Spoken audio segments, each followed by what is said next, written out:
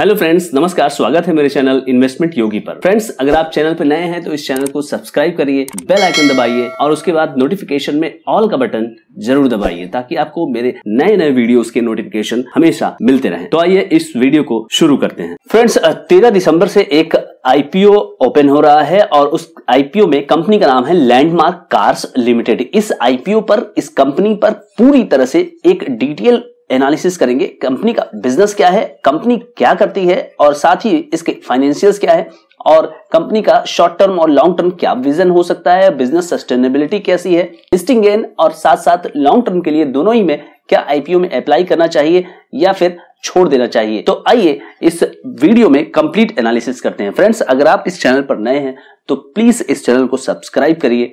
Channel में आपको इसी तरह की और भी जानकारी दी जाती है, तो आप बेल आइकन दबाना भी ना भूलिए। चलिए इस वीडियो को शुरू करते हैं। लैंडमार्क कार्स लिमिटेड, इसकी स्थापना इनकॉर्पोरेशन हुई थी साल 1998 में। बिजनेस मॉडल की बात करें तो लैंडमार्क कार्स लिमिटेड का जो बिजनेस मॉडल है उसमें यह है कि leading premium automotive retail business है, यानी कि इनके देश भर में शोरूम्स हैं जिसमें कि ये प्रीमियम ऑटोमेटिव जो कार्स वगैरह हैं उसको ये डील करते हैं। बिजनेस मॉडल की बात करेंगे तो डीलरशिप है इनके पास। डीलरशिप किस किस कंपनी की? तो बड़ी बड़ी कंपनियों की है, जैसे कि Mercedes Benz, Honda, Jeep, Volkswagen, Renault. इसके अलावा जो अशोक लेलैंड का कॉमर्शियल व्हीकल का इनका रिटेल का बिजनेस है उसका भी शोरूम ये लेकर के चलाते हैं। तो बिजनेस मॉडल में अगर बात करें तो सबसे पहला जो बिजनेस मॉडल है इनका, तो आप ये देखिए कि सेल्स ऑफ न्यू व्हीकल, जो नए नए जो गाड़ियां हैं इन कंपनियों की ये इसे बेचते हैं। लैंडमार्क कार्स लिमिटेड का दूसरा बिजनेस मॉडल है after sales services and repair. ये मतलब कार वगैरह सेल हो गई तो फिर सेल्स के लिए बाद ये सर्विस के लिए आएगी, तो ये भी इनका दूसरा बिजनेस मॉडल है जिसमें कि ये स्पेयर पार्ट्स भी बेचते हैं, ल्यूब्रिकेंट्स बेचते हैं और एसेसरीज बेचते हैं, जिसमें कि आपको हायर मार्जिन का परसेंटेज यहां पे मिलता हुआ नजर आता है। अब फ्रेंड्स बात करते हैं तीसरे बिजनेस मॉडल की, जो कि है sales of pre owned passenger vehicle. जो पुरानी सेकेंड हैंड गाड़ियां होती हैं उसको भी ये सेल करवाने का कार्य करते हैं। इसके अलावा facilitation of the sales of third party finance and insurance products, यानी किसी को अगर गाड़ी खरीदने के लिए लोन चाहिए, तो ये उसे प्रोवाइड कराते हैं। इंश्योरेंस की सुविधा भी ये देते हैं, यानी कि ये पूरा का पूरा यहाँ पे आपको एक प्रोडक्ट को पैकेज के रूप में आपको देने का काम करते हैं। स्ट्रेंथ की बात की जाए फ्रेंड्स तो ये 112 आउटलेट के साथ 8 भारत के राज्यों में काम कर रहे हैं। 61 इनके सेल्स के शोरूम्स और आउटलेट हैं। 51 इनके आफ्टर सेल्स सर्विस यानी कि सर्विस सेंटर और स्पेयर पार्ट्स के आउटलेट है। ये जो डेटा है ये 30 सितंबर 2021 का है। फ्रेंड्स, और स्ट्रेंथ की बात करें तो 31 शहरों के 8 राज्यों में है। ये 8 राज्यों में मतलब 31 शहरों में ये काम कर रहे हैं। वो राज्य महाराष्ट्र है, उत्तर प्रदेश है, गुजरात है, हरियाणा, मध्य प्रदेश, पंजाब, वेस्ट बंगाल और national capital territory of Delhi. यहां पर मतलब टोटल ये 8 राज्य और यूनियन टेरिटरी मिलाकर के ये 31 शहरों में इनके शोरूम्स वगैरह हैं। इनकी सबसे बड़ी स्ट्रेंथ ये क्या है कि एंटायर कस्टमर वैल्यू चेन है। इसका मतलब ये है कि पहली बात तो ये हो गई सेल्स के बाद जरूरत पड़ेगी सर्विस की, वो भी दे रहे हैं। सर्विस के बाद जो है इक्विपमेंट्स की जरूरत पड़ेगी तो स्पेयर पार्ट्स भी यहाँ पे दे रहे हैं।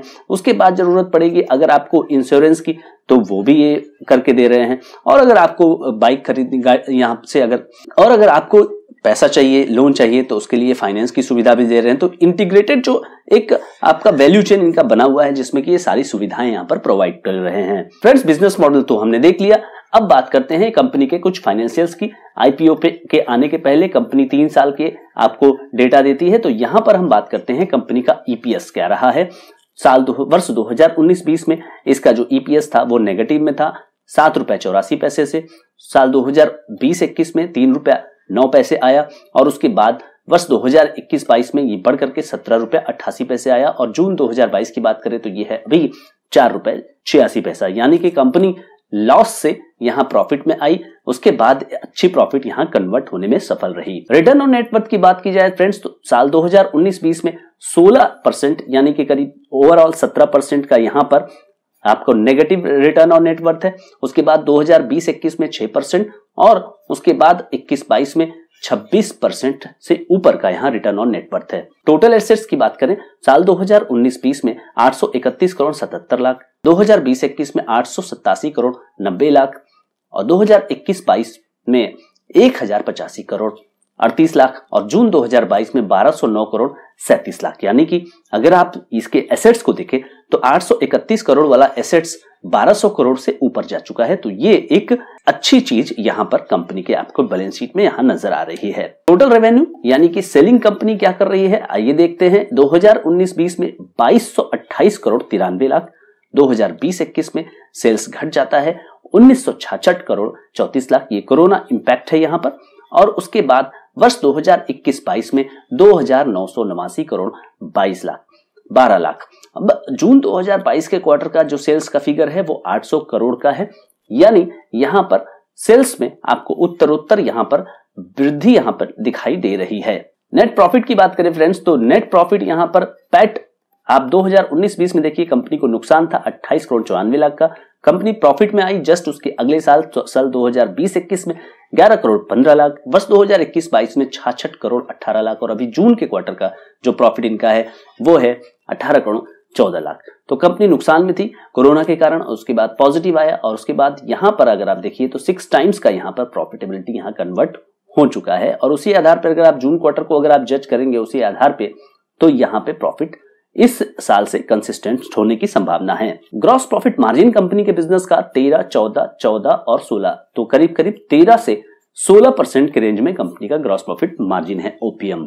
अब फ्रेंड्स बात करते हैं कि कंपनी ने ये जो IPO प्रेजेंट किया है ये इसका जो प्राइस टू अर्निंग है वो क्या है, वो करीब 28 रुपए 29 पैसे है, जिसको कि अपर प्राइस बैंड और EPS से लास्ट EPS से कंपेयर करके बनाया गया है। ये जो इश्यू है फ्रेंड्स वो 150 करोड़ का फ्रेश इश्यू है जो कि कंपनी को मिलने वाला है और उसके अलावा OFS से 402 करोड़ रुपए का टोटल 552 करोड़ रुपए का ये IPO लाया गया है। यानी कि ये वाला पैसा 402 करोड़ रुपया वो प्रमोटर को मिलने वाला है और केवल यहाँ पे 150 करोड़ रुपए कंपनी के पास जाएंगे। तो फ्रेंड्स प्रमोटर है संजय करसनदास ठक्कर। लैंडमार्क कार्क्स को जो पैसा मिलेगा उससे ये कंपनी रीपेमेंट प्रीपेमेंट करेगी अपने जो भी इनके बोरोविंग्स है और उसके अलावा जनरल कॉर्पोरेट पर्पस के लिए, यानी 402 करोड़ रुपए नहीं जो 150 करोड़ रुपए है उससे। IPO खुल रहा है फ्रेंड्स 13 दिसंबर 2022 को और क्लोज हो रहा है 15 दिसंबर 2022 को। IPO की फेस वैल्यू है, शेयर की फेस वैल्यू है 5 रुपए और IPO का जो प्राइस बैंड है वो 481 से 506 रुपए। IPO में मिनिमम एप्लीकेशन आपको 29 शेयरों के लिए लगाना है 14,674 रुपए और मैक्सिमम आपको 13 के लिए 377 शेयरों के लिए 1,90,762 रुपए। अगर आपको शेयर नहीं मिलता है तो 21 दिसंबर 2022 को ये रिफंड हो जाएगा। अगर मिल जाता है तो आपके डीमैट अकाउंट में क्रेडिट हो जाएगा 22 दिसंबर 2022 को और IPO की लिस्टिंग डेट है 23 दिसंबर 2022। IPO ऑफर किया जा रहा है QIB कैटेगरी में 50%, NII कैटेगरी में 15% और RII कैटेगरी में 35%, यानी कि टोटल 100% आपको यहाँ पर इस तरह से एलोकेशन किया गया है। प्रमोटर्स की होल्डिंग प्री इशू में 60% थी और पोस्ट इशू में ये 44% तक रह जाएगी।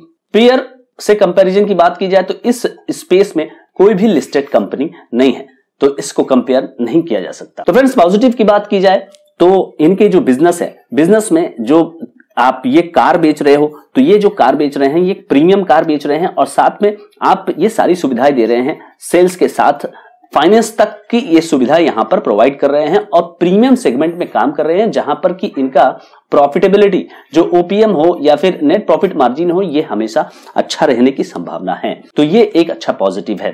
तो फ्रेंड्स सेल्स से लेकर के सर्विस के साथ जो इंटीग्रेशन है, कई सारी सर्विसेज का साथ जो मिल गया है इनको, उसके वजह से इनके जो भी कस्टमर है वो इनके साथ सालों साल बने रहेंगे और उनके साथ इनका जो रिलेशन है उसके वजह से ये क्रॉस सेल्स और अप सेल्स कर पाने में सफल रहेंगे। तो इससे इनकी प्रॉफिटेबिलिटी बढ़ सकती है, भविष्य में भी बढ़ सकती है, इसकी उम्मीद हम कर सकते हैं। लेकिन फ्रेंड्स अगर नेगेटिव्स की बात की जाए तो इनके पास लोन है। IPO के बाद भी इनको मोर देन 300 करोड़ रुपए का लोन इनके बुक में रह जाएगा क्योंकि ज्यादा पैसा यहां पर OFS का है और प्रमोटर के पास पैसा 400 करोड़ रुपए से ऊपर जाना है।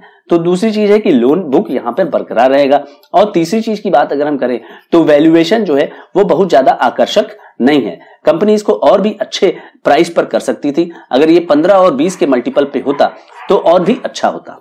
तो फ्रेंड्स क्या करना चाहिए, तो पहला जो है आपका लिस्टिंग गेन है। तो लिस्टिंग गेन की अगर बात की जाए तो फिलहाल जो है आपको इस IPO के डिमांड की बात की जाए तो फिलहाल तो यहाँ पे डाइजी नजर आ रहा है। लिस्टिंग गेन अगर आपको 10 से 15% का हो तो उस तरह के आईपीओ को तो अवॉइड ही करना चाहिए। फिलहाल आपको वेट करना चाहिए, इस आईपीओ के फर्स्ट या सेकेंड डे के परफॉर्मेंस को देखना चाहिए।